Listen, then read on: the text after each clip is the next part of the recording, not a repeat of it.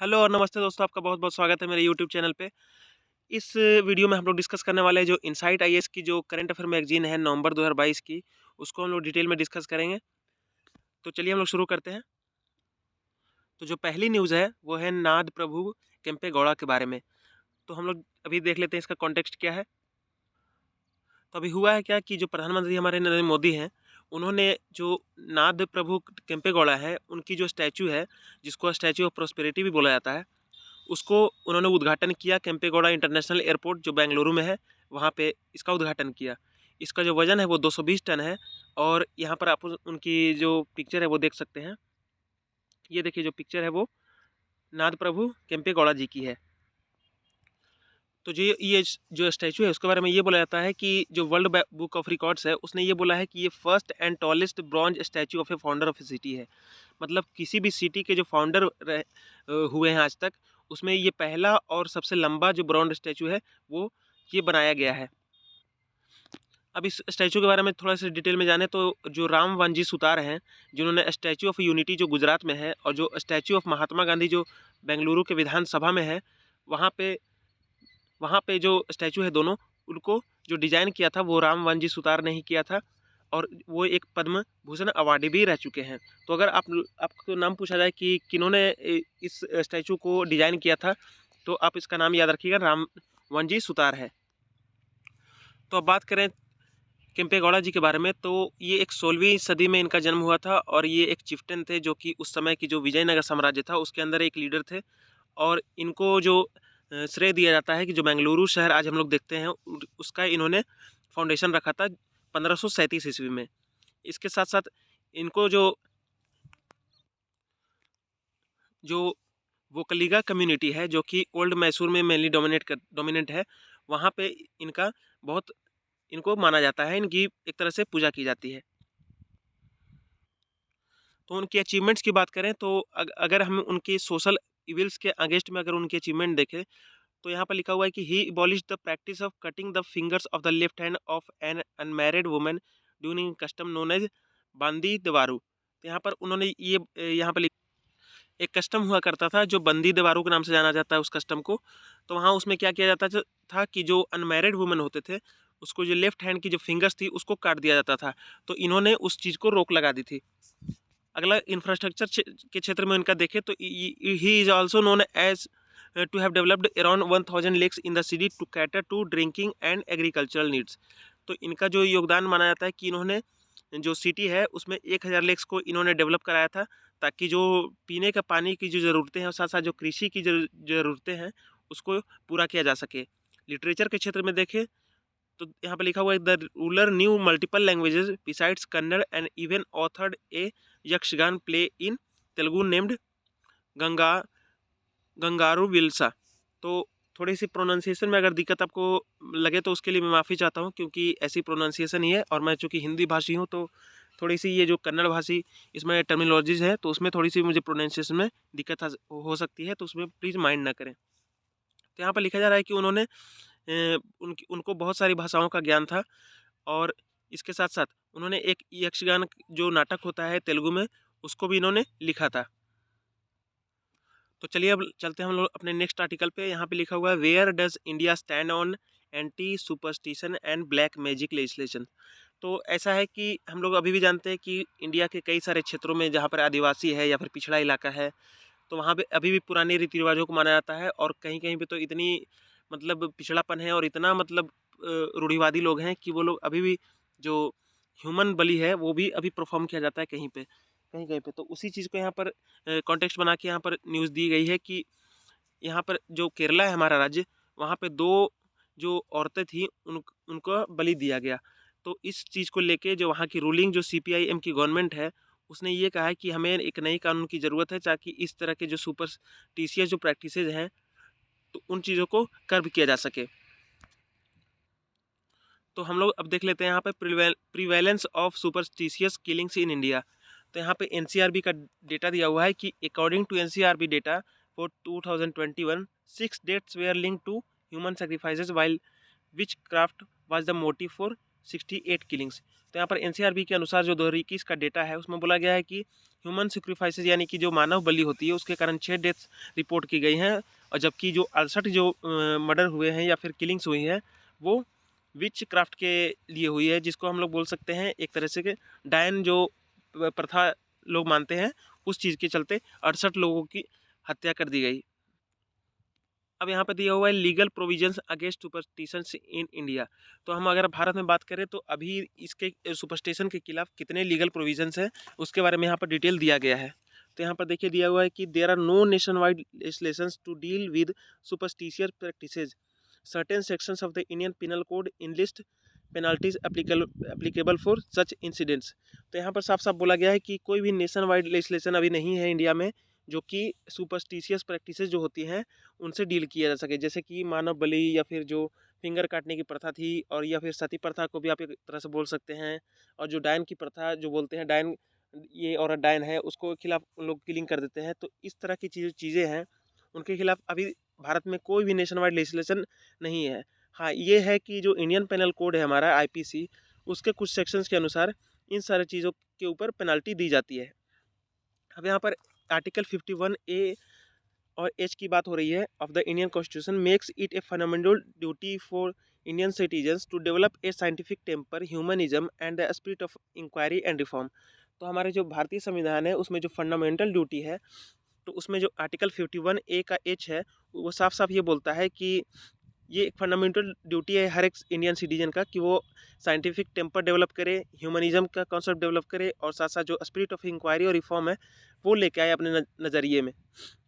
अगला है कि drugs and magic remedies act of 1954 also claims to also aims to tackle the debilitating impact of various superstitious activities prevalent in India। तो जो drugs and magic remedies act of 1954 है उसका भी यह लक्ष्य है कि जो जो वेरियस जो सुपरस्टिशियस एक्टिविटीज़ जो इंडिया में चलती हैं, जैसे कि अभी जो हमने डिस्कस किया ऊपर, तो उस तरह की चीज़ों से टैकल किया जा सके उसके लिए प्रोविजंस कुछ इस एक्ट में भी हैं।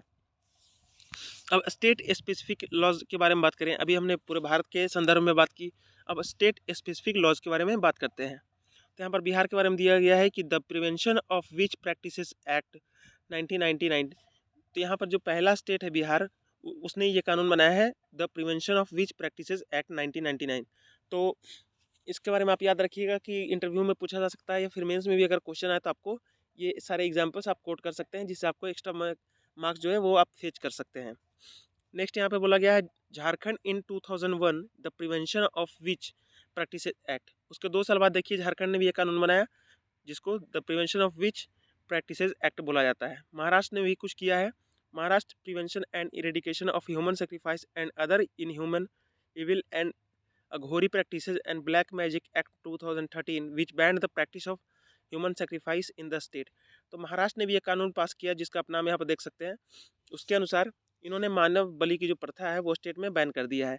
कर्नाटक की बात करें तो Karnataka too effected a controversial anti superstition law in 2017 known as the Karnataka Prevention and Eradication of Inhuman Evil Practices and Black Magic Act।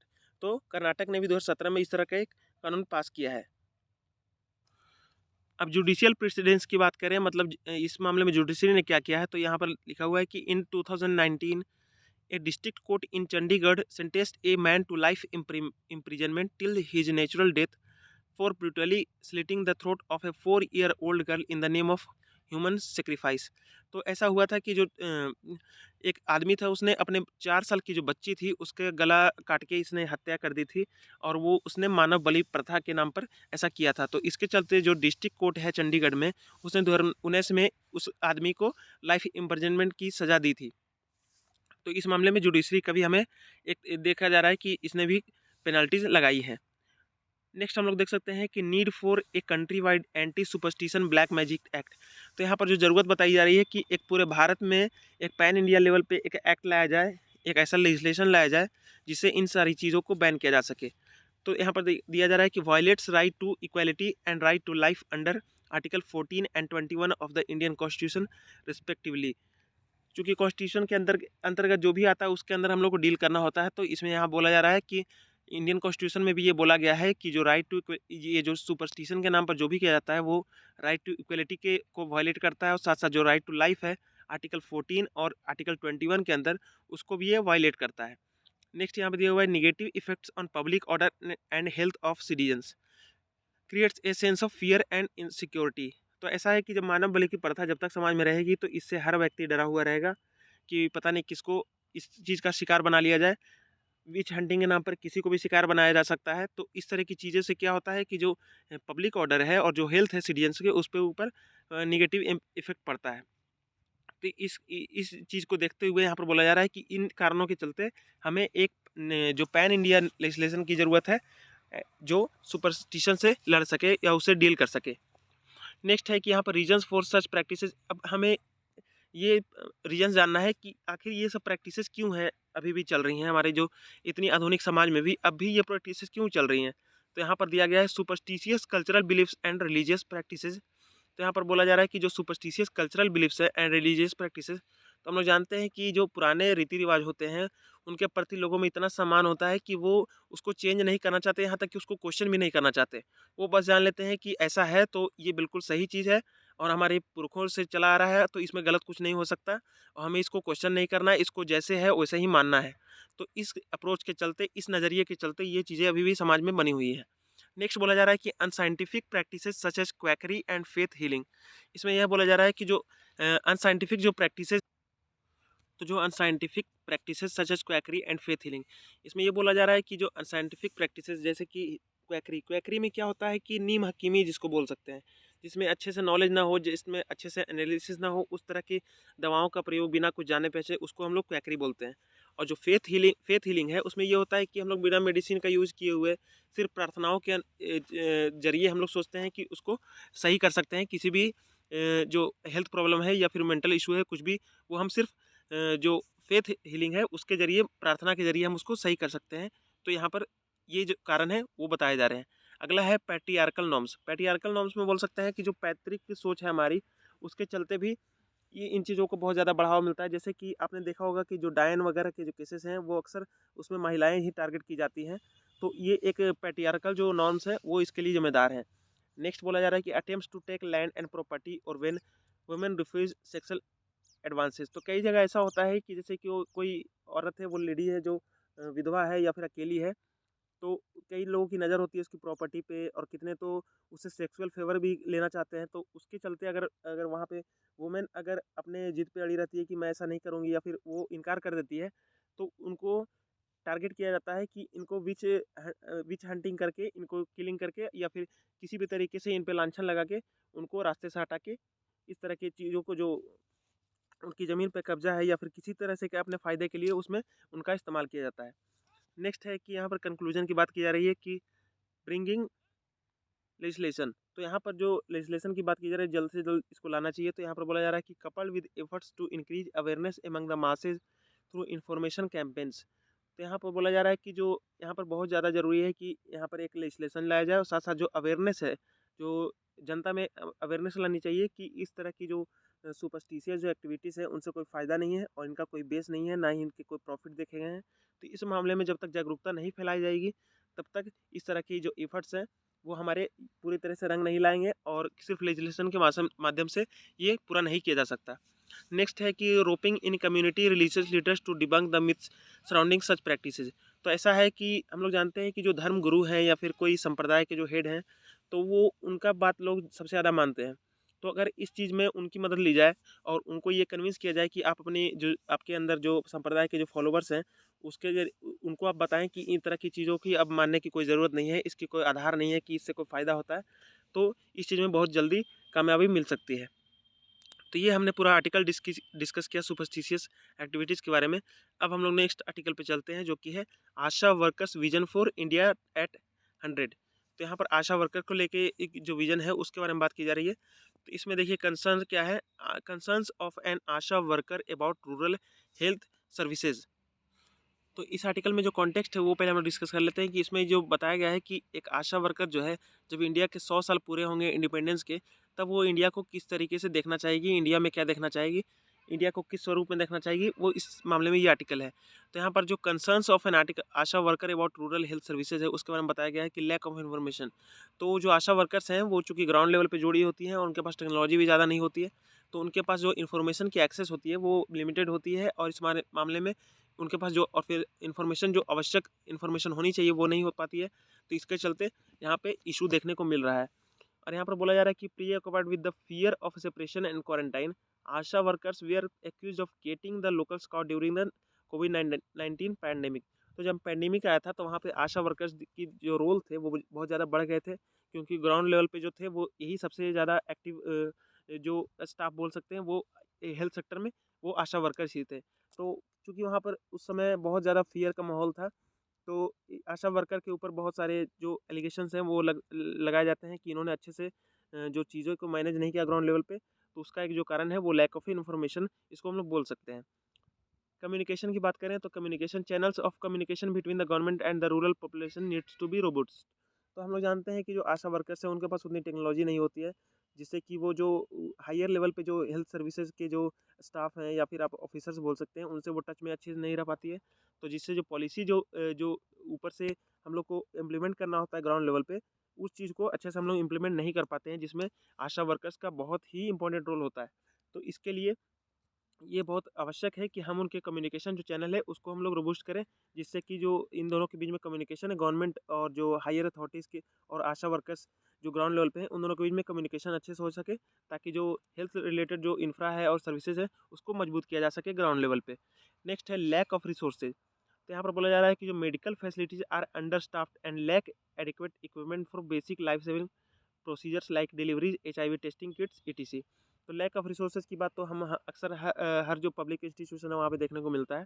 तो यहाँ पर वही चीज़ इस चीज़ को यहाँ पर भी दर्शाया जा रहा है कि जो मेडिकल फैसिलिटीज़ हैं वो अंडर स्टाफ्ड है, यानी कि जितनी लोगों की ज़रूरत है ग्राउंड लेवल पे उतने वहाँ पे मिल नहीं पाते स्टाफ।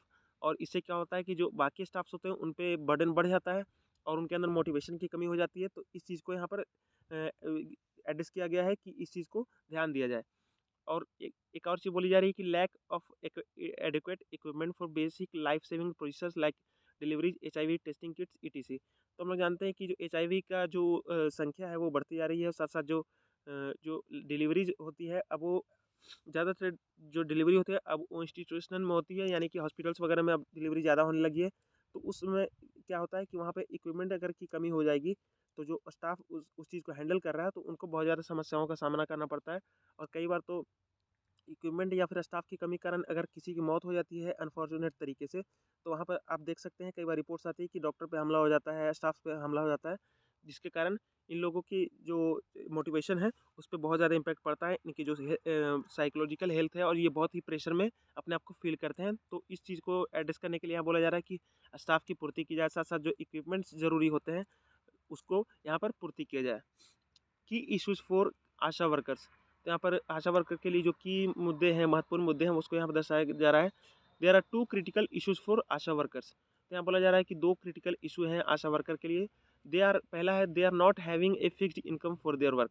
तो ऐसा है कि उनको कोई फिक्स्ड इनकम नहीं दी जाती उनके काम के लिए। इससे क्या होता है, उनके पास कोई काम करने का मोटिवेशन नहीं रह जाता है। A fixed income would give them stability in a job where they spend between 8 to 12 hours daily. अब चूँकि आशा वर्क ग्राउंड लेवल पे है और ग्राउंड लेवल पर है तो वो ज़्यादा से ज़्यादा लोगों को डील करती है उनसे। और अगर आशा वर्कर अगर अच्छा काम करती है अपना, तो इससे जो ग्राउंड लेवल पे उतने सारे पॉपुलेशन है या फिर पूरा पूरा गांव दिखता है, गांव को हैंडल करती है वो। तो अगर इस चीज़ को अगर वो अच्छे से इम्प्लीमेंट करे तो पूरे गांव की हेल्थ अच्छी रह सकती है, वहाँ का न्यूट्रिशन लेवल अच्छा रह सकता है। तो इनका जो आशा वर्कर जो कंडीशन है वो अच्छा होना ज़रूरी है। तो उसके लिए क्या होना चाहिए कि जो फिक्स्ड इनकम यहाँ पर अभी तक नहीं है उसको यहाँ पर किसी तरीके से यहाँ पर लागू किया जाए, ताकि ये लोग भी अपनी जॉब में जो है वो स्टेबिलिटी को फील कर सके, जिससे वो अपना जो 8 to 12 आवर्स डेली जो उनका काम जाता है उसमें जो समय लगाती हैं ये, वो इसमें वो अच्छे से लगा सकें। पूरी जो आत्मसंतुष्टि होती है उसके साथ लगा सके, ताकि जो हमारी पॉपुलेशन है उसमें न्यूट्रिशन का लेवल और हेल्थ जो लेवल है वो अच्छे से बढ़ सके। दूसरा है कि ASHA workers are recognised as volunteers currently. तो इसमें लिखा है कि अभी तक जो है वो स्थिति ये है कि जो आशा वर्कर्स है उनको रिकॉग्नाइज किया जाता है वॉलंटियर के तौर पे। Recognising ASHA workers as workers allows them dignity and protection and helps them to be taken seriously by the state, the gram panchayat responsible for the disbursal of funds and patients। तो अभी तक क्या है, उनको volunteer माना जाता है। तो आप भी इस चीज़ को समझ सकते हैं कि वॉलंटियर्स को उतना रिस्पेक्ट नहीं दिया जाता है, और यहाँ कोई भी आदमी है इस दुनिया में तो उनको रिस्पेक्ट चाहिए होती है। तो इस चीज़ को एड्रेस करने के लिए उनको एक वर्कर का जो स्टेटस है वो यहाँ पर दिया जा सकता है, और उनको फिक्स्ड इनकम दी जा सकती है। और जो स्टेट है और जो ग्राम पंचायत है जो कि फ़ंड को डिस्ट्रीब्यूट करती है, उसमें इनका जो स्टेटस हो वो अच्छा हो, और जो फ़ंड है वो लगातार इनके पास आते रहे, जो भी निश्चित टाइम पीरियड फिक्स हो, ताकि जो रिसोर्सेज की कमी है और जो स्टाफ की कमी है उसमें कोई दिक्कत ना आ सके। अब यहाँ पर देखा जा रहा है हु आर आशा वर्कर्स। तो आशा की पहले फुल फॉर्म हम लोग देख लेते हैं, accredited social health activity activist इसका नाम है, जो फुल फॉर्म है। ये पूछा जा सकता है, इसको आप लोग याद रख सकते हैं। तो यहाँ पर बोला जा रहा है कि ASHA workers are volunteers from with in the community under under NRHM 2005 who are train to provide information and aid people in accessing the benefits of various health care schemes of the government. तो जो आशा workers हैं उनको volunteer के तौर पर दर्ज किया जाता है, हमने अभी बताया आपको। और जो नेशनल रूरल हेल्थ मिशन 2005 का है, उनके अंदर इनको रिकॉग्नाइज किया गया है। इनको ट्रेनिंग दी जाती है, और इन्फॉर्मेशन इनको जो ट्रेनिंग दी जाती है वो इसलिए दी जाती है कि ताकि जो लोग हैं उनको ये इन्फॉर्मेशन दे सके और उनकी सहायता कर सके, ताकि जो वेरियस हेल्थ केयर जो स्कीम्स चलती हैं गवर्नमेंट की, उनको यहाँ पे लागू किया जा सके और लोगों को फ़ायदा पहुँच सके। तो इस तरीके से हमने ये जाना कि आशा वर्कर्स क्या होते हैं। They act as a bridge connecting marginalized communities with facilities such as primary health centres, sub centres and district hospitals. तो आशा वर्कर का रोल बहुत ज़्यादा महत्वपूर्ण है, क्योंकि ये एक ब्रिज का काम करते हैं, और वो भी उस सेक्शन के लिए जो कि मार्जिनलाइज्ड है, यानी कि जो सबसे नीचे के तबके के लोग होते हैं उनसे ये लोग जुड़े होते हैं आशा वर्कर्स। और उनको जो फैसिलिटी होती है, जैसे हेल्थ केयर फैसिलिटी होती है, साथ न्यूट्रिशनल लेवल फैसिलिटी होती है, जो मातृत्व अभियान के फैसिलिटी चलती है, उस सब में इनका बहुत ज़्यादा रोल होता है। और अगर इनको इन स्कीम्स को और इन फ़ायदों को अगर पॉलिसीज़ को जो जो नीडी पर्सन है और जो जो सबसे ग्राउंड लेवल पे जो पर्सन है उनको अगर पहुंचाना है, तो जो आशा वर्कर्स हैं उनका रोल बहुत ही ज़्यादा बढ़ जाता है। और जो यहाँ पर ब्रिज की बात की जा रही है, तो यही बोला जा रहा है कि जो आशा वर्कर्स होते हैं, एक तरफ तो ग्राउंड लेवल पे जुड़े होते हैं लोगों के साथ, दूसरा ये लोग जो प्राइमरी हेल्थ केयर सेंटर्स होते हैं, साथ साथ जो सब सेंटर और डिस्ट्रिक्ट हॉस्पिटल्स है, वहाँ तक से ये लोग जुड़े होते हैं। तो ये एक बहुत ही जो मैकेनिज्म यहाँ पर डेवलप किया गया है आशा वर्कर के तौर पे, ये बहुत ही ज़्यादा हेल्पफुल साबित हो सकता है, अगर इसका जो पोटेंशियल है उसको अच्छे से इस्तेमाल किया जाए। तो नेक्स्ट हम लोग चलते हैं कि यहाँ पर ASHA workers in the country, they are around 10.4 lakh ASHA workers across the country. तो संख्या की बात करें तो पूरे देश में अभी लगभग 10.5 लाख आशा वर्कर्स हैं। और जो the largest workforce of ASHA workers are in states with high population जैसे such as Uttar Pradesh, Bihar and Madhya Pradesh. तो सबसे ज़्यादा जो आशा वर्कर पाई जाती हैं वो उन स्टेट्स में पाई जाती है जहाँ पहले से पॉपुलेशन बहुत ज़्यादा है, जैसे कि उत्तर प्रदेश, जहाँ पे आपको 1.63 लाख पॉपुलेशन आशा वर्कर्स की मिल जाएंगी। बिहार में लगभग 90,000 की पॉपुलेशन है इनकी, और मध्य प्रदेश में लगभग 77,000 78,000 की पॉपुलेशन है। Goa is the only state with no such workers. तो गोवा एक ऐसा स्टेट है जहाँ पे कोई भी आशा वर्कर आपको देखने को नहीं मिलेगा। अब हम लोग आशा वर्कर के जो रोल और फंक्शन है वो यहाँ पर दिया गया है, तो हम लोग इसको देख लेते हैं। तो आशा की रिस्पॉन्सिबिलिटी क्या क्या होती है, तो यहाँ पर लिखा हुआ है counselling, breast feeding, skilled birth attendance, prevention of diseases. तो यहाँ पर जो आशा वर्कर है वो काउंसलिंग करती हैं, जैसे कि ब्रेस्ट फीडिंग के मामले में, स्किल्ड बर्थ अटेंडेंस के मामले में, और जो डिजीज़ प्रिवेंशन है उसके मामले में। आगे है कि community sensitization, health nutrition related government programmes. तो जो कम्युनिटी होती है जिससे आशा जुड़ी होती है, यानी कि बेसिकली लोगों की बात हो रही है, तो यहाँ पर बोला जा रहा है कि वो उसके बारे में लोगों को सेंसिटाइज करती है, जैसे कि हेल्थ के बारे में उनको जागरूक करती है, न्यूट्रिशन में कितनी आवश्यकता है वो उन लोगों को बताती है। साथ साथ जो और भी जो गवर्नमेंट प्रोग्राम है उसका फ़ायदा वो कैसे उठा सकते हैं, इस मामले में आशा उनको जानकारी देती है। नेक्स्ट है प्रोविज़न ऑफ ड्रग्स, जैसे कि मलेरिया, ट्यूबरकुलोसिस, डायरिया। तो यहाँ पर हम लोग जानते हैं कि जो ड्रग्स हैं वो जो ये डिजीज़ हैं वो बहुत ज़्यादा फैल रहे हैं। मलेरिया है, जैसे जैसे कि टीबी है, डायरिया है, ये जो डिजीज़ हैं वो अक्सर हम लोग अपने आसपास देखते हैं। तो उसके उसके लिए जो आशा वर्कर का रोल है वो बहुत ज़्यादा बढ़ जाता है। तो इसमें वो क्या करती है, जो प्रोविज़न ऑफ ड्रग्स है वो इसका अरेंजमेंट जो है वो आशा वर्कर देखती है। ताकि जो पॉपुलेशन है वहाँ पे जिसके अंदर वो काम कर रही है उसमें ये चीज़ों का जो प्रसार है वो कम से कम हो सके। नेक्स्ट है community mobilization, health planning, participation in community health and allied activities. तो यहाँ पर बोला जा रहा है जो कम्युनिटी मोबिलाइजेशन है, जो हेल्थ को लेके प्लानिंग है और साथ साथ जो पार्टिसिपेशन है कम्युनिटी हेल्थ में, उसमें ये आशा वर्कर बहुत ही ज़्यादा रोल प्ले करती है। नेक्स्ट है survey of health and related events. तो उनको सर्वे का काम भी दिया जाता है ताकि जो पॉपुलेशन में क्या स्थिति है, किस चीज़ की क्या स्थिति है, कौन सी जो पॉपुलेशन में बीमारियाँ फैली हुई हैं और जो पॉपुलेशन उसकी एवरेज एज क्या है, वहाँ पे जो स्किल्ड जो सीनियर सिटीजन है उनकी संख्या कितनी है, जो न्यू बर्थ जो बॉर्न बेबीज़ हैं उनकी संख्या कितनी है, कितनी लोग महिलाएँ हैं वो प्रेग्नेंट हैं, उनको क्या-क्या चीज़ों की ज़रूरत है, वो सब सर्वे जो है वो आशा वर्कर ही करती हैं। नेक्स्ट है कि डायग्नोसिस, जैसे कि मलेरिया प्रेगनेंसी के बारे में जो मैंने अभी बताया आपको कि जो भी केसेज़ होती हैं चाहे डिजीज़ की हों, चाहे फिर जो नई-नई बर्थ के अनुसार है कौन-कौन महिलाएँ प्रेग्नेंट है, वो सब जो मैंने बताई आपको, वो यहाँ पर फिर से यहाँ पर देखने को मिल रहा है। नेक्स्ट है scot, anti and post natal care, institutional delivery, immunization, diabetes, family planning. तो इन सारे मामलों से आशा वर्कर डील करती है। जैसे कि आप बात करें इंस्टीट्यूशनल डिलीवरी यानी कि हॉस्पिटल में डिलीवरी हो, साथ-साथ जो इम्यूनेशन है यानी कि जो समय-समय पर टीका लगता है बच्चों को और माताओं को, वो लग सके। साथ जो डायबिटीज़ जो फैल रही है इतने पॉपुलेशन में उसके लिए टेस्ट किया जा सके। नेक्स्ट है फैमिली प्लानिंग के बारे में उनको एडवाइस देना। ये सारे काम जो है और जो एंटी और पोस्टनेटल केयर है यानी कि जो बच्चे के जन्म से लेके जन्म के पहले से लेके जन्म के बाद तक की जो सुविधाएं और जो जिन चीज़ों का ध्यान रखा जाना चाहिए उसके बारे में आशा जो है वो पॉपुलेशन को बताती है। तो यहाँ पर हमने आशा के जो विभिन्न रोल है उसको हम लोग देख रहे हैं। रिकॉग्निशन, अब रिकॉग्निशन की यहाँ पर बात हो रही है कि आशा जो है workers have received the global health leaders award 2022 in the backdrop of the 75th world health assembly. तो जो 75वां जो वर्ल्ड हेल्थ असेंबली हुई उसमें उनको जो आशा वर्कर्स हैं उनको ग्लोबल हेल्थ लीडर्स अवार्ड 2022 से सम्मानित किया गया है। तो ये एक तरह से इम्पोर्टेंस को भी दिखाता है कि जो आशा वर्कर्स हैं उनकी कितनी ज़्यादा रोल महत्वपूर्ण है इस चीज़ में, क्योंकि जो वर्ल्ड हेल्थ असेंबली है वो वर्ल्ड लेवल पे जो सबसे बड़ी जो वर्ल्ड के क्षेत्र में जो यूएन के अंदर जो असेंबली होती है उसने इस चीज़ को रिकॉग्नाइज किया है पूरी दुनिया में कि जो भारत की आशा वर्कर्स हैं उनके रोल और रिस्पॉन्सिबिलिटी को देखते हुए उनको ये अवार्ड दिया जाए। नेक्स्ट है कि they were named a guardian of the year by Time magazine in 2020। तो टाइम मैगजीन हम लोग जानते हैं कि बहुत ही इंपॉर्टेंट और बहुत ही फेमस मैगजीन है पूरे वर्ल्ड में। तो उसने भी जो आशा हैं उनको गार्जियन ऑफ द ईयर के नाम से संबोधित किया था 2020 में जो उनका एडिशन आया था टाइम मैगजीन का। वे फॉरवर्ड की बात करें, this kinds of recognitions have given them some leverage to circumvent the system and seek funds for people in the community. तो इस तरह की जो दोनों रिकॉग्निशन हम लोग बात की उससे ये होता है कि तो इस तरह के जो रिकॉग्निशंस मिली हैं उनसे इनको फ़ायदा मिला है और कई तरह के एनजीओज़ वगैरह जो हैं उनका ध्यान इस तरफ गया है और वो लोग जो आशा वर्कर्स हैं और वो जो हेल्थ जो ग्राउंड लेवल पे स्थिति है उसके लिए ये लोग आशा वर्कर के साथ मिलके उनको फंड प्रोवाइड करते हैं और ये जो हेल्थ का काम है वो आगे बढ़ता है।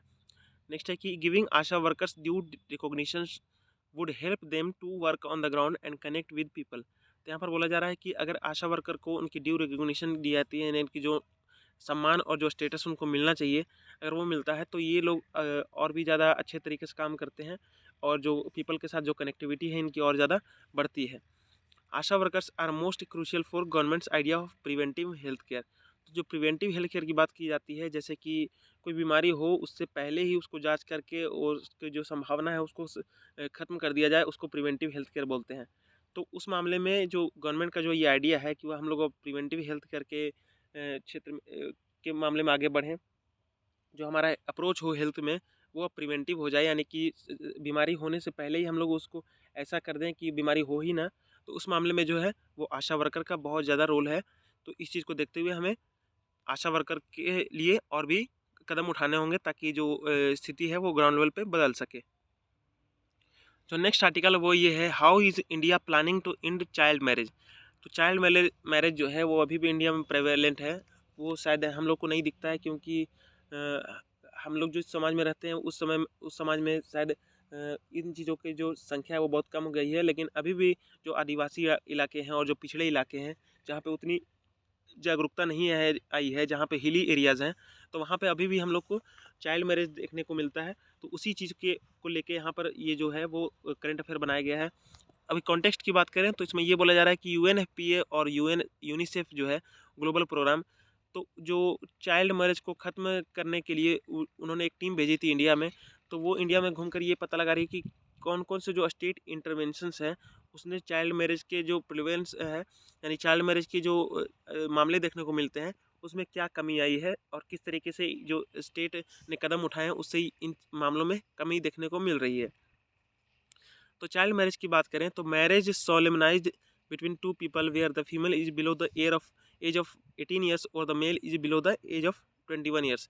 तो चाइल्ड मैरिज मैरिज हम लोग किसको बोलते हैं? जब जो लड़का है उसकी जो उम्र है 21 साल से कम हो और जो लड़की है उसकी उम्र अगर 18 साल से कम हो तो उसको चाइल्ड मैरिज की कैटेगरी में रखा जाता है।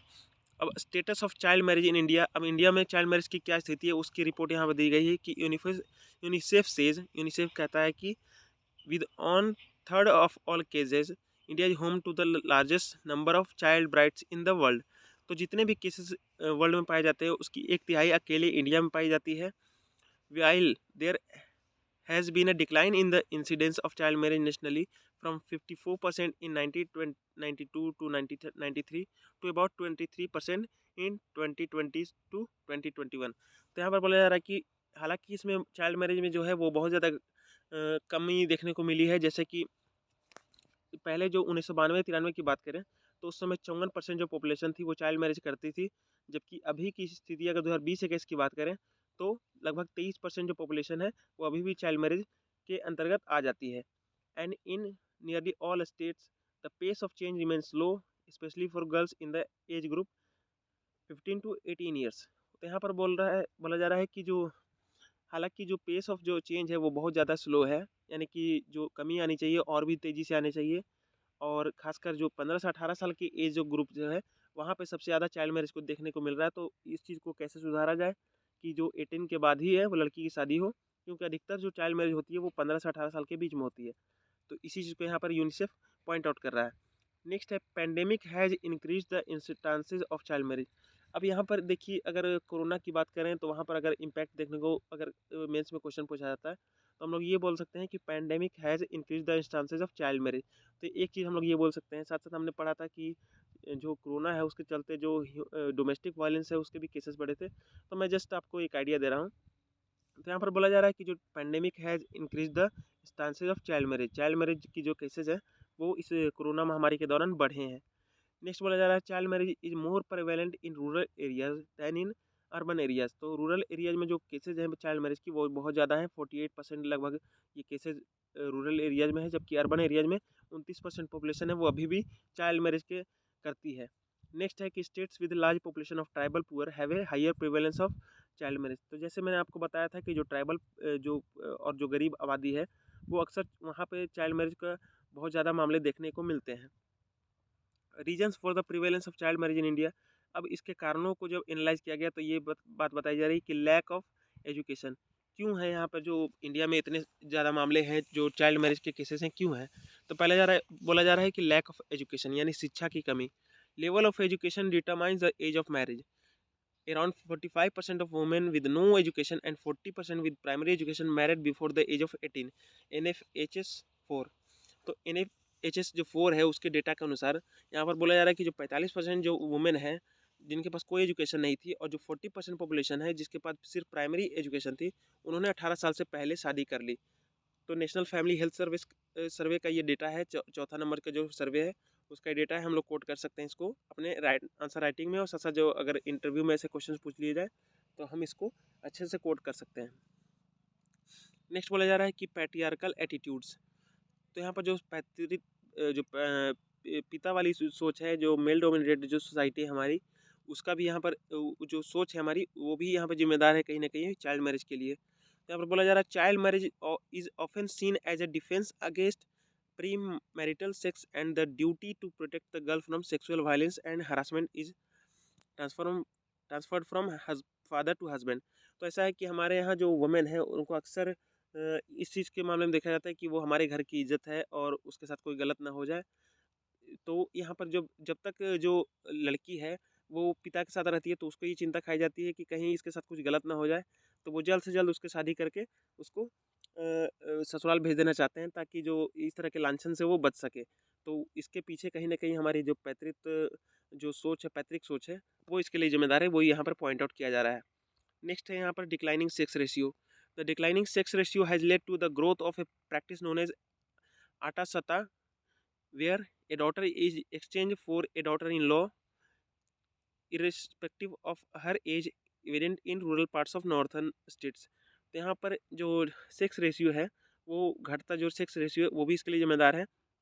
वो कैसे है कि इन्होंने बोला है कि जो सेक्स रेशियो घटता जा रहा है उसके चलते जो है वो आटा सता एक जो प्रैक्टिस है उसकी जो ग्रोथ है वो यहाँ पर देखने को मिल रही है। इसमें क्या होता है कि एक जो डॉटर है उसको एक्सचेंज किया जाता है डॉटर इन लॉ के बदले में, जिससे क्या होता है कि उसमें उसको जो एज है उसको ध्यान नहीं रखा जाता है, और ये जो खासकर जो मामले होते हैं वो रूरल एरियाज़ में ज़्यादा होते हैं। तो यहाँ पर क्या होता है कि वो अपनी बेटी को दे के उधर से, जैसे मेरे यहाँ एक बेटी है और एक बेटा है, तो मैं अपनी बेटी की शादी करके सामने वाले के यहाँ, उसके यहाँ का जो बेटा है उसकी शादी अपने बेटी से करा दूँ, और मेरे यहाँ जो बेटा है उसकी शादी उसकी बेटी के साथ करा दूँ। तो इससे क्या होता है कि ये जो सोच है इसके चलते जो पॉपुलेशन है उसमें सेक्स रेशियो तो घटता ही है, और साथ साथ जो एक्सचेंज फॉर जो डॉटर इन लॉ है उसके चलते ये होता है कि इस प्रथा को बढ़ावा और मिलता है। नेक्स्ट हम बात करें ineffective implementation of the law. तो यहाँ पर जो ineffective implementation of the law है, जैसे कि lack of proper age documentation, lack of protection for the human rights of children, ineffective implementation of laws like PCMA 2006 is also a major hurdle in eliminating child marriages। तो यहाँ पर जो law है हमारे, उनकी अगर अच्छे से उनको लागू नहीं किया जाता है तो वो भी एक कारण यहाँ पर बताया जा रहा है जिसके चलते इन चीज़ों को, जो चाइल्ड मैरिज जैसी घटनाएं हैं वो बढ़ते हुए देखने को हमें मिलती हैं।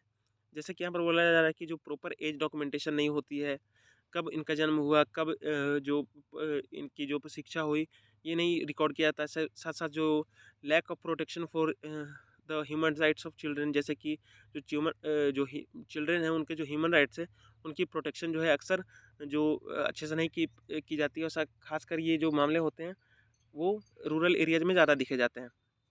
शहरों में तो फिर भी अभी भी उतना नहीं हुआ है, लेकिन गाँव में तो स्थिति और भी बदतर है। और साथ साथ जो जो पीसीएमए एक्ट है, इन तरह की जो एक्ट है उसको अगर हम लोग अच्छे से इम्प्लीमेंट नहीं करते तो वो भी एक कारण यहाँ पर बनता हुआ दिखते हैं हम लोग। नेक्स्ट है इकोनॉमिक्स ऑफ मैरिज। यहाँ पर बोला जा रहा है कि girls are often seen as a liability with a limited economic role in poor communities, marrying off a daughter means one less mouth. तो यहाँ पर जो बात है सीधी सीधी ये है कि बहुत ही कड़वी बात है कि जो बच्चियों को है वो अक्सर एक बर्डन की तरह देखा जाता है, जो सिर्फ खाती है और जिसका कोई खास योगदान नहीं है कमाने में। वो सिर्फ एक तरह से क्या बोलते हैं उसको, फ्री में खाना आप उसको बोल सकते हैं। तो ये इस सोच के कारण जो क्या होता है कि अगर उसकी शादी कर ली जाती है तो कई सारे लोग ये सोचते हैं कि चलो अच्छा है हमारे यहाँ बचत हो रहा है। तो इस सोच के कारण भी चाइल्ड मैरिज की प्रैक्टिस है वो देखने को मिलती है, क्योंकि उनके मन में होता है कि शादी तो करनी है इसकी, तो पहले ही कर दे तो और अच्छा है। नेक्स्ट है कल्चरल प्रैक्टिसेस। यहाँ पर बोला जा रहा है कि जो तो practice is closely associated with pious occasion such as Aksha Teej in Rajasthan when mass child wedding takes place. तो कल्चरल प्रैक्टिसेस भी इसके लिए जिम्मेदार है, जैसे कि कहीं कहीं पे, जैसे कि यहाँ पर राजस्थान का ऑप्शन जो एग्जांपल है वो दिया जा रहा है कि वहाँ पर अखा तीज नाम का एक सेरेमनी होता है या फिर एक प्रैक्टिस होती है। यहाँ पर क्या होता है कि बहुत सारी जो चाइल्ड वेडिंग वहाँ पर कराई जाती है, यानी कि बहुत सारी बाल वधुओं का विवाह किया जाता है। तो इस तरह की जो कल्चरल प्रैक्टिस है जो इंडिया में बहुत सारी जगह जगह पे अलग अलग नाम से चलती हैं, वो भी इसके लिए बहुत ज़्यादा जिम्मेदार हैं। Other determinants of child marriage, यहाँ पर और भी चीज़ें दी गई हैं कि और भी क्या कारण हो सकते हैं, जैसे कि physical and mental maturity for marriage. तो यहाँ पर जो फिजिकल और मेंटल मैच्योरिटी होती है मैरिज के लिए आवश्यक, वो एक फैक्टर काम करता है। सोशल नॉर्म्स और प्रेशर, जैसे कि कई बार होता है कि घरों में दबाव आता है कि अपनी बेटी की शादी कर दो, अभी ये घर की ज़रूरतें हैं, से कब तक इसको रखोगे। तो इस तरह की जो नॉर्म्स और प्रेशर होते हैं, जो बूढ़े लोग होते हैं अक्सर वो इस चीज़ को ज़्यादा एम्फेसाइज करते हैं। तो ये भी एक जो कारण है। फियर ऑफ इनसिक्योरिटी, जो मैंने बताया आपकी, जो कि घर की इज़्ज़त की बात होती है तो उसके चलते ये लोग जल्द से जल्द उसका शादी करा देना चाहते हैं, तो वो भी यहाँ पर कारण है। रिलैक्स्ड लॉ, यानी कि जो कानून इसके लिए बने भी हैं तो उनके इम्प्लीमेंटेशन अच्छे से नहीं होती, तो वो एक कारण है। फैमिली ऑनर, वही बात यहाँ पे आप बोल सकते हैं, फियर ऑफ इनसिक्योरिटी वही वाला मामला है। प्रिफरेंस फॉर यंगर ब्राइड्स, अब यहाँ पर एक चीज़ और है कि जो कई सारे घरों में ऐसा होता है कि जितनी मतलब यंग से यंग वधू को लाया जा सके वो ज़्यादा बढ़िया होगा, वो ज़्यादा समय तक सेवा कर पाएगी अपने माता पिता की, अपने सास ससुर की। तो उसके लिए वो यंग से यंग ब्राइड को चाहते हैं, तो इसके लिए चाइल्ड मैरिज को इससे क्या होता है वो बढ़ावा मिलता है। अब यहाँ पर देखिए नेक्स्ट दिया जा रहा है क्या, कंसिक्वेंसेज ऑफ चाइल्ड मैरिज, यानी कि अब इसका परिणाम क्या होता है। तो पहला परिणाम ये है कि इट वायलेट्स चिल्ड्रन राइट्स, मतलब जो इससे क्या होता है कि अगर 18 साल से पहले बेटी की शादी हो गई, 21 साल से पहले लड़के का शादी हो गया, तो उससे क्या होता है उसकी जो खुद की जो ज़िंदगी है, उसका जो खुद का बचपन है, उसकी जो खुद की किशोरावस्था है, वो अच्छे से जी नहीं पाता, और इससे क्या होता है उसके जो अधिकार हैं उसके वायलेशन होता है। नेक्स्ट है results in more infant and maternal deaths. तो यहाँ पर बोला जा रहा है कि जो इससे क्या होता है कि बहुत इससे ज़्यादा से ज़्यादा इन्फेंट और मैटरनल डेथ्स होते हैं, क्योंकि जो अगर मान लिया 18 साल की 17 साल की लड़की अगर प्रेग्नेंट हो जाती है, तो उससे क्या होता है कि वो तो खुद एक तरह से शारीरिक उसके बहुत ज़्यादा क्षति होती है, क्योंकि उसका शरीर अभी इतना मजबूत नहीं होता कि वो एक बच्चे को जन्म दे सके या गर्भधारण कर सके। तो इसके चलते क्या होता है कि जब वो बच्चे को जन्म दे देती है तो वो खुद कमज़ोर हो जाती है। कई कई बार ऐसा होता है कि उसने बच्चे को जन्म दिया तो बच्चा जीवित नहीं हुआ। कई बार ऐसा भी होता है कि बच्चा और माँ दोनों ज़िंदगी से खो देते हैं। तो इस तरह की जो चीज़ें हैं वो चाइल्ड मैरिज के परिणाम हैं। नेक्स्ट है स्टंटेड ग्रोथ। इन FHS 5 के जो सर्वे है उसके अनुसार prevalence of child stunting in 35.5% in 2019 to 21। तो यहाँ पर बोला जा रहा है कि जो NFHS national family health service का जो 5वां नंबर का सर्वे था उसमें ये बोला जा रहा है कि जो चाइल्ड स्टंटिंग के जो केसेस हैं वो इसके चलते ज़्यादा इसका कारण है कि चाइल्ड मैरिज इसका कारण हो। तो जब माता पिता ही स्वस्थ और हेल्दी और अच्छे ग्रोथ वाले नहीं होंगे तो उनके बच्चे के ऊपर भी ये प्रभाव पड़ता है। तो ये भी चाइल्ड मैरिज के कंसिक्वेंसेज हैं। नेक्स्ट है लॉ एंड पॉलिसी इंटरवेंशन। इसके बारे में बात करें कि कौन कौन से कानून और जो पॉलिसी बनाए गए हैं इसके मामले में। तो पहला है provision of child marriage act 2006 की जो बात है कि एक इसके बारे में एक्ट बनाया गया है, prohibition of child marriage act 2006 का इसके मामले में है। नेक्स्ट है protection of child from sexual offences act, POCSO act जिसको बोलते हैं। तो ये भी एक जो कानून है वो 2012 का है। नेक्स्ट है centralised schemes like the Beti Bachao Beti Padhao, ये एक सेंट्रलाइज्ड स्कीम है, इसके बारे में पूरा भारत में चल रहा है। नेक्स्ट है West Bengal Kanyashree scheme offers financial aid to girls wanting to pursue higher studies. तो वेस्ट बंगाल जैसे कि एग्जांपल है कि वहाँ पर कन्याश्री स्कीम चलाई जा रही है, जिससे कि जो लड़कियाँ चाहती हैं कि हम आगे भी पढ़ें और भी ऊंची पढ़ाई करें, तो उनको फाइनेंशियल एड दिया जाता है इस स्कीम के अंतर्गत। नेक्स्ट है कि Bihar and other states have been implementing a cycle scheme to ensure girls reach safely to school, and UP has the scheme to encourage girls to go back to school। तो बिहार और कुछ states ऐसे हैं जहाँ पे cycle दी जा रही है छात्राओं को, जिससे कि वो पढ़ाई में इंटरेस्ट ले और उनको आने जाने में कोई दिक्कत ना हो।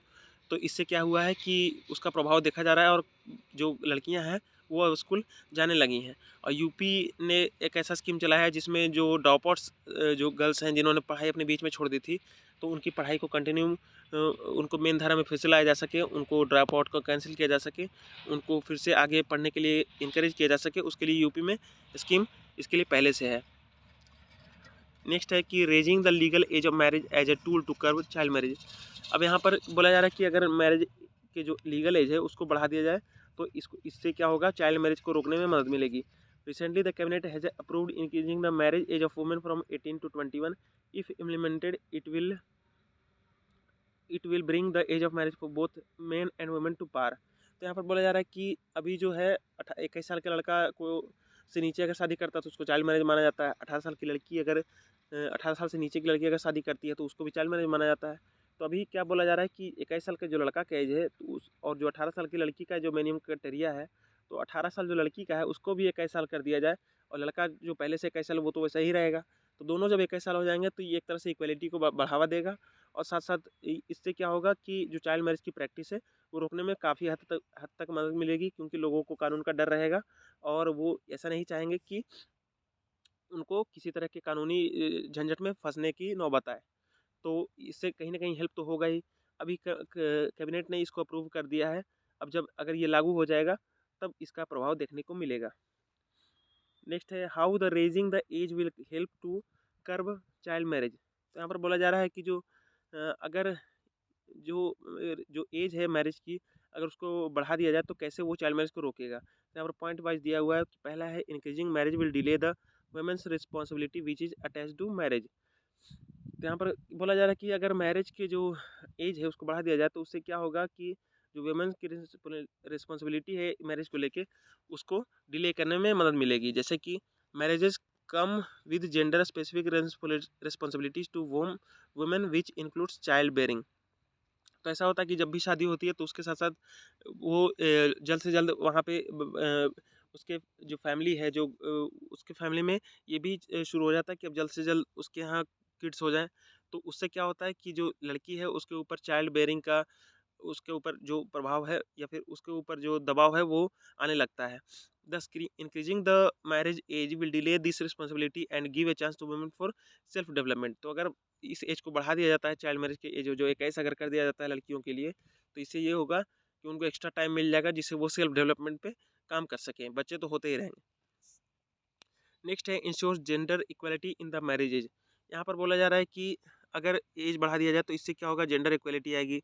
मैंने बताया था कि जैसे कि 18 साल की लड़की और 21 साल का लड़का अगर कैटेगरी रखा जाता है तो एक तरह से ये चीज़ सिंबलाइज करता है और एक तरह से ये एक मैसेज देता है कि लड़की होती है वो उसको लड़के के नीचे उसको बोल सकते हैं, एक तरह से सुपेरिटी कम्प्लेक्स उसको बोल सकते हैं कि वो एक मन में डालता है लोगों के।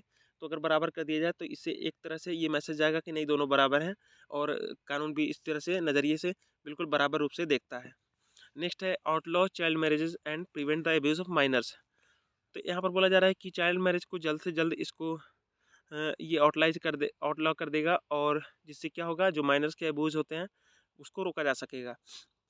तो यहाँ पर क्या बोला जा रहा है कि जो चाइल्ड मैरिजेज हैं इससे जो एज बढ़ा दी जाए अगर लिमिट तो उससे चाइल्ड मैरिज कम हो जाएंगे और इससे क्या होता है कि जो अगर लड़की की एज ज़्यादा में उसकी शादी होगी तो उसके पास ज़्यादा तजुर्बा होगा, उसके पास ज़्यादा ज्ञान होगा। तो उससे क्या होगा वो अपने अधिकारों के लिए अच्छे से लड़ सकेगी और उसका कम से कम अब्यूज़ किया जा सकेगा।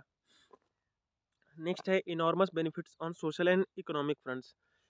तो यहाँ पर बोला जा रहा है कि सोशल और इकोनॉमिक फ्रंट्स पे भी बहुत ज़्यादा फायदा होगा। जैसे कि यहाँ बोला जा रहा है include lowering the maternal mortality ratio. तो यहाँ पर क्या होगा, मैटरनल मोर्टेलिटी रेशियो जो है वो घटेगा। साथ साथ बोला जा रहा है कि इम्प्रूवमेंट ऑफ न्यूट्रिशन लेवल्स, जो न्यूट्रिशन पोषण की जो स्थिति है वो बढ़ेगी और साथ साथ more opportunities for women to pursue higher education and careers. तो अभी हम लोग जानते हैं कि एजुकेशन और करियर के मामले में पुरुष हैं वो महिलाओं से काफ़ी आगे हैं।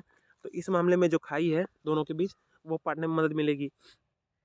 तो मैटरनल मोर्टेलिटी रेशियो ये होता है कि जब बच्ची जो कोई औरत है वो बच्चे को जन्म देती है तो उस समय कमज़ोरी की वजह से या फिर पोषण की कमी की वजह से, सही देखभाल नहीं होने की कमी से वहाँ पे जो महिलाएं हैं जो जिन्होंने बच्चे को जन्म दिया है उनकी मृत्यु देखने को मिलती है। तो उसको यहाँ पर कम करने में मदद मिलेगी। साथ साथ बोला है कि इम्प्रूवमेंट ऑफ न्यूट्रिशन लेवल्स। तो ऐसा होगा कि जब ज़्यादा एज में शादी होगी तो उस समय औरतें और मजबूत हो सकेंगी। उसके बाद वो अगर बच्चे को जन्म देंगी तो उनके जो न्यूट्रिशन लेवल है उनका मेंटेन रहेगा, उनके जो कमज़ोर होने के चांसेस है वो बहुत कम जाएंगे। तो इससे होगा कि जो मोर्टेलिटी रेट्स हैं वो भी घटेंगी। तो इस चीज़ की बात यहाँ पर बोली जा रही है। अब यहाँ पर बोला जा रहा है limitation of the measure to curb the child marriage. तो यहाँ पर बोला जा रहा है कि limited success of the legal measures in the past. तो यहाँ पर बोला जा रहा है कि कानून की मदद तो पहले भी बहुत समय से कई सारे कानून जो हम लोग अभी डिस्कस किया जैसे पॉक्सो है, फिर पीसीएमए एक्ट है 2006 का, बहुत सारे एक्ट है, फिर कई स्टेट में स्पेसिफिक लॉज हैं। तो वो सब पहले से स्कीम है लेकिन उन लोग को जो लॉज हैं वो अभी तक उतने प्रभावी साबित नहीं हुए हैं। तो आगे क्या इसका क्या बोला जा सकता है, तो यहीं पर बोला जा रहा है कि according to the NFHS5 survey the prevalence of undermarriage marriages remains high with 23% of women between 20 and 24 years of age married before the age of 18। तो जब NFHS की 5वें नंबर की सर्वे है उसके रिपोर्ट के अनुसार जो अंडर एज मैरिजेज है वो अभी भी बहुत ज़्यादा है, क्योंकि वहाँ पर ये पाया गया कि जो 23% जो वुमेन है जो कि 20 और 24 साल की एज हैं उनको पाया गया कि उन्होंने 18 साल से पहले ही शादी कर ली थी। Eight the same time the detection of such marriages remains low with only 785 cases registered under the law in 2020। तो एक तो डेटा की भी कमी है कि उसके चलते हम लोगों के पास जो सही तस्वीर है वो नहीं आ पाती कि क्या सच है, क्योंकि ऐसे केसेस की रिपोर्टिंग बहुत कम होती है। जैसे कि गांव में अगर कहीं पे चाइल्ड मैरिज हो रहा है तो किसको क्या पता है, कैसे पता दर्ज होगा वो किसी नेशनल रिकॉर्ड में, उसके बारे में मुखिया जान जाए बहुत बड़ी बात है, उसके बारे में फिर वो नेशनल रिकॉर्ड्स में कैसे आएंगे, वो यहाँ पर बात यहाँ पर आ जाती है। नेक्स्ट है laws can not be the shortcut towards social reforms. तो यहाँ पर बोला जा रहा है कि लॉज एक अच्छा चीज़ हो सकता है कि उससे लोगों में डर आता है और एक भावना आती है, उसको कंप्लायंस करने की जिम्मेदारी आती है, लेकिन उससे कुछ खास प्रभाव ये नहीं देखने को मिलता है, क्योंकि उनका डर जब तक उसको अच्छे से इम्प्लीमेंट ना किया जाए तब तक उनको इसका डर नहीं होता है। तो वही चीज़ यहाँ पर बोली जा रही है। नेक्स्ट बोला जा रहा है कि social reforms should be brought through improving social indicators like health, education and awareness of the ill effects of child marriage. तो यहाँ पर बोला जा रहा है कि सोशल रिफॉर्म्स हैं उनको कानून के जरिए लाना से बेहतर है कि उनको ऐसे तरीके से लाया जाए जैसे कि सोशल इंडिकेटर्स में इम्प्रूवमेंट किया जाए, जैसे कि हेल्थ है, एजुकेशन है, और जो जागरूकता है जो चाइल्ड मैरिज को लेके है उसको बढ़ावा दिया जाए, ताकि ये जो सोसाइटी है खुद से इस चीज़ को छोड़ दे। At the same time incentivizes the girl who child as well as parent towards the late marriage. और साथ साथ हमें ऐसे स्कीम्स और ऐसी पॉलिसी लानी पड़ेगी जिसमें ये होना चाहिए कि जो अगर गर्ल चाइल्ड अगर आगे पढ़ती है या फिर उसका मैरिज लेट में किया जाता है तो उससे परिवार को फ़ायदा हो, उस लड़की को फ़ायदा हो, और जो पेरेंट्स हैं उनको भी फ़ायदा हो। तो इससे क्या होगा, वो लोग खुद इस चीज़ को डिले करेंगे, जिससे इन चीज़ों में कमी आएगी। नेक्स्ट है, यहाँ पर एग्जाम्पल दिया गया है कि for example it is found that the decline in child marriage were not result of the law penalizing it as much as more women getting educated and employed. तो यहाँ पर बोला जा रहा है चाइल्ड मैरिज में जो कमी भी आई है वो लॉ के डर की वजह से नहीं आई है, बल्कि ज़्यादा से ज़्यादा जो वुमेन शिक्षित हुई हैं और एम्प्लॉयड हुई हैं उसके कारण ये चेंज देखने को मिला है, जो कि रिडक्शन हमने 54% से 23% देखा था। उसका कारण जो है वो यही है कि वुमेन शिक्षित हुई हैं और एम्प्लॉयड हुई हैं। नेक्स्ट यहाँ पे बोला जा रहा है laws without wide societal support often fail to deliver, it will only lead to more illegal cases coming up. तो यहाँ पर बोला जा रहा है कि जब ऐसे कानून बनाए जाते हैं जिसका कोई सोसाइटल सपोर्ट नहीं है, जैसे कि दहेज प्रथा वाला कानून मान सकते हैं कि इसका कानून आज से नहीं, लगभग 60 साल पहले से बना हुआ है, लेकिन उसका कोई पालन नहीं है। कहीं भी शायद रेयर से रेयर केसेस में देखा जाए 1% केसेस होगा जहाँ पे दहेज नहीं लिया जाता होगा। तो वही चीज़ यहाँ पर बोला जा रहा है कि लॉज तो होने से ना होने या होने से कोई मतलब नहीं, जब तक उसको सोसाइटल सपोर्ट नहीं मिलेगा तब तक इस तरह की केसेस आती रहेंगी। नेक्स्ट है यहाँ पे possible increase of sex selective abortions. तो यहाँ पर बोला जा रहा है जो सेक्स सिलेक्टिव अबॉर्शन होते हैं उसमें पॉसिबल इंक्रीज हो सकता है, जैसे कि यहाँ बोला जा रहा है increasing the legal marriage age without changing patriarchal social norms can result in parents feeling even more burden by what they view as an additional responsibility of the girl child which in return could lead to an increase in sex selective practices. तो यहाँ पर बोला जा रहा है कि पहले से जो सोच है हमारी, जो पुराने लोग हैं वो ये सोचते हैं कि पहले से वो जो गर्ल चाइल्ड है उसको बोझ मानते हैं। तो अगर उनको 3 साल और बढ़ा दिया जाए तो ये लोग इसके बारे में और भी केयरफुल हो जाएंगे कि ज़्यादा से ज़्यादा अच्छा हो कि हम अपने जो नया नया बच्चे हमारे जन्म देंगे हम लोग, उसमें लड़कियां हो ही ना, उसमें सिर्फ लड़कों को जन्म दें, ताकि जो ये बोझ है वो हम लोग ज़्यादा दिन तक हम बोझ क्यों फिर से हैं। तो इस तरह के जो लॉज हैं वो इस चीज़ को बढ़ावा देंगे, सेक्सुअलिटी जो अबॉर्शन है वो और ज़्यादा होंगी। लोग फिर ज़्यादा मेल लोगों को चाहेंगे, मेल बॉयज़ को ज़्यादा प्रीफर करेंगे, और लड़कियों के जो अबॉर्शन है वो और भी ज़्यादा होने लगेंगी। नेक्स्ट वे फॉरवर्ड यहाँ पर बोला जा रहा है investing in girls education according to the NFHS 4 the median age of marriage increases from 17.2 years for women with no schooling to 22.7 years for women with 12 और मोर ईयर्स ऑफ स्कूलिंग। तो यहाँ पर पहले भी हम लोगों ने बोला कि जो वुमेन एजुकेशन है उसने बहुत अच्छा रोल अदा किया है इस मामले में। तो यहाँ पर बोला जा रहा है वे फोरम में कि अगर हम लोग गर्ल्स की जो एजुकेशन है उसमें अगर ध्यान दें तो NFHS जो 4 की सर्वे है उसके अनुसार जो मीडियन एज जो है वो वुमेन की बढ़ी है, जिनके पास नो स्कूलिंग है उसके कंपेरिजन में जिनके पास 12 से ज़्यादा ईयर की स्कूलिंग थी। नेक्स्ट है यहाँ पर economic and social empowerment of girls.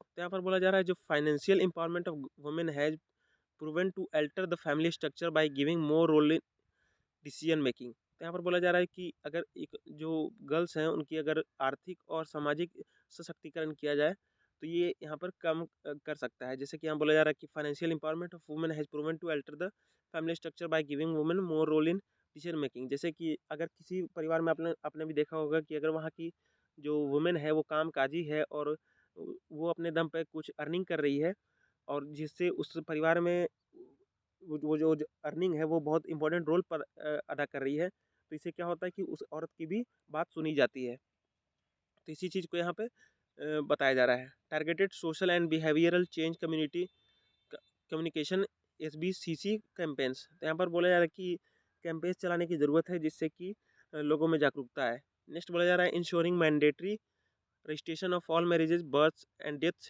through a system as a means to track marriages and the age of marriage।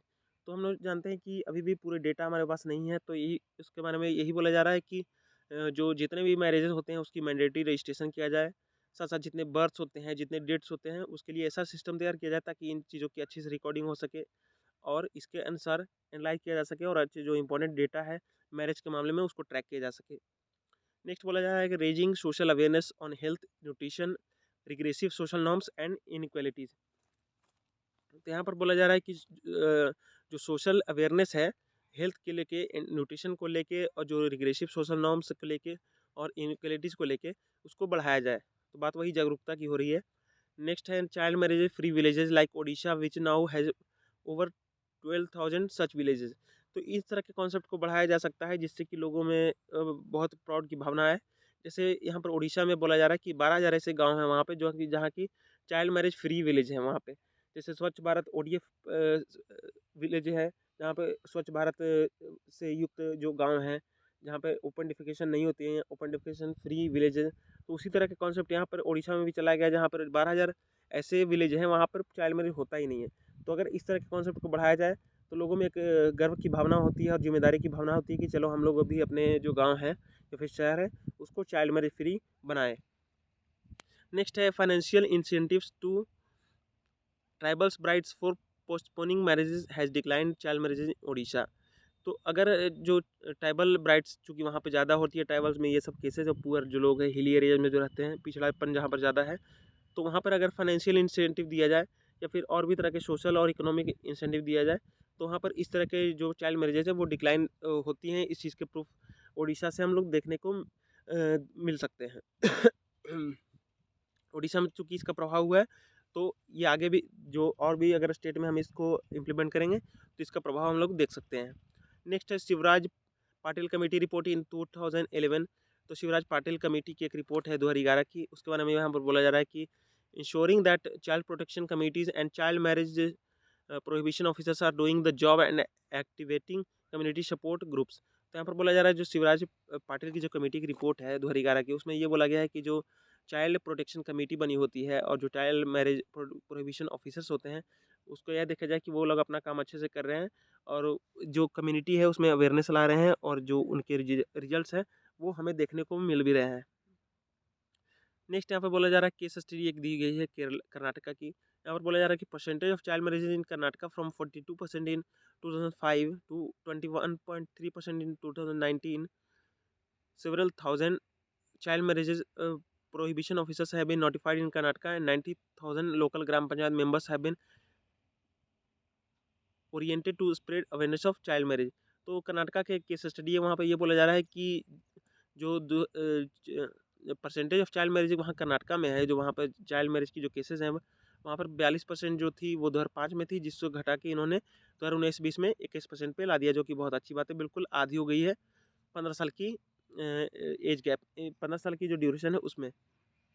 यहाँ पर बोला जा रहा है कि several thousand child marriage protection prohibition officers have been notified in Karnataka. तो यहाँ पर बोला जा रहा है कि कई हज़ार जो चाइल्ड मैरिज प्रोहिबिशन ऑफिसर्स हैं उनको कर्नाटका में नोटिफाई किया गया है। साथ साथ जो 90,000 90,000 के लमसम जो लोकल ग्राम पंचायत मेंबर्स हैं उनको इस काम में लगाया गया है कि जो चाइल्ड मैरिज को लेके है वो जागरूकता बढ़ाई जाए।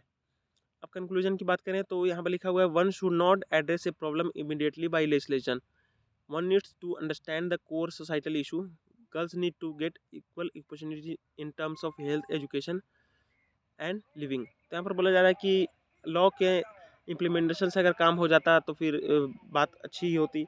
लॉ को लेने से अगर काम बन जाता तो हो जाता, लेकिन ऐसा हमें देखने को नहीं मिल रहा है। चाइल्ड मैरिज के केस में भी ऐसा ही है। अक्सर ये देखा जाता है कि जो सोसाइटी के केस में जो सुधार आते हैं उसमें लॉ ज़्यादा काम नहीं कर पाते। उसके लिए हमें सोशल माइंडसेट से लड़ना पड़ता है, उसके लिए जागरूकता फैलानी पड़ती है, वो चीज़ ज़्यादा उसके लिए हमें इंसेंटिव देना पड़ता है, वो चीज़ वहाँ पे ज़्यादा काम करती है। तो इसी चीज़ को यहाँ पर ध्यान देने के लिए बोला जा रहा है। साथ साथ बोला जा रहा है कि हेल्थ में अगर इन्वेस्ट करें, साथ साथ एजुकेशन में इन्वेस्ट करें और जो लिविंग में इन्वेस्ट करें तो ये चीज़ में काफ़ी कमी देखने को मिल सकती है। Bringing in more women to the work force like in South Korea and Japan, can also help in improve gender imbalance and solve issues of early marriage. तो यहाँ पे यही बोला जा रहा है कि जो वुमेन को ज़्यादा से ज़्यादा अपॉर्चुनिटी मिले, अर्निंग के ज़्यादा साधन मिले, ताकि वो अपने जो फैमिली है उसमें ज़्यादा रोल निभा सके, और उसकी जो जिम्मेदारी है वो सिर्फ सामाजिक स्तर से उठ के आर्थिक स्तर पे भी जाए। क्योंकि हम लोग जानते हैं कि आर्थिक स्तर के जो महिलाएं होती हैं, जो अपने फैमिली में अगर आर्थिक स्तर पर कंट्रीब्यूट करती है तो उनकी बातें सुनी जाती हैं। तो अगर इस चीज़ को बढ़ाया जाए, लोगों अगर महिलाओं में अगर आर्थिक जिम्मेदारी दी जाए, उन लोग को आर्थिक रोल अदा करने दिया जाए, उनको ज़्यादा से ज़्यादा रोजगार दिया जाए, तो इस चीज़ को लेके चाइल्ड मैरिज के जो केसेस हैं वो बहुत ज़्यादा कम होंगे। जैसा कि एग्जांपल यहाँ पर दिया गया है साउथ कोरिया में और जापान में, वहाँ पे बहुत सारी जो औरतें हैं वो एम्प्लॉयड हैं, तो इसके चलते उनके पास ज़्यादा फ्रीडम है, और वो जो फैमिली में जो डिसीजन मेकिंग होती है उसमें वो लोग इम्पोर्टेंट रोल अदा करते हैं। तो इस चलते वहाँ पे जो सामाजिक जो पैरामीटर्स है वो ज़्यादा अच्छे हैं, तो चाइल्ड मैरिज के केस में भी ये अप्लाई हो सकता है। तो इस तरह से हमने ये आर्टिकल डिस्कस किया। तो आज के आर्टिकल में हम लोग यहीं तक डिस्कस करेंगे, चूँकि 1 घंटे का ये हो चुका है वीडियो। अब हम लोग अगले वीडियो में आगे डिस्कस करेंगे। अगर आपको ये वीडियो पसंद आए या फिर ना पसंद आए तो प्लीज़ कमेंट के साथ उसमें सजेशन दीजिएगा कि क्यों पसंद आया, क्यों नहीं पसंद आया, और क्या सुधार कर सकते हैं। इससे हमें इंकरेजमेंट मिलती है। और अगर आपको आगे भी इसकी नोटिफिकेशन चाहिए तो मुझे बताने की ज़रूरत नहीं है कि आपको इस चैनल को सब्सक्राइब करना है। तो बहुत बहुत धन्यवाद आपका, और गुड बाय एंड जय हिंद।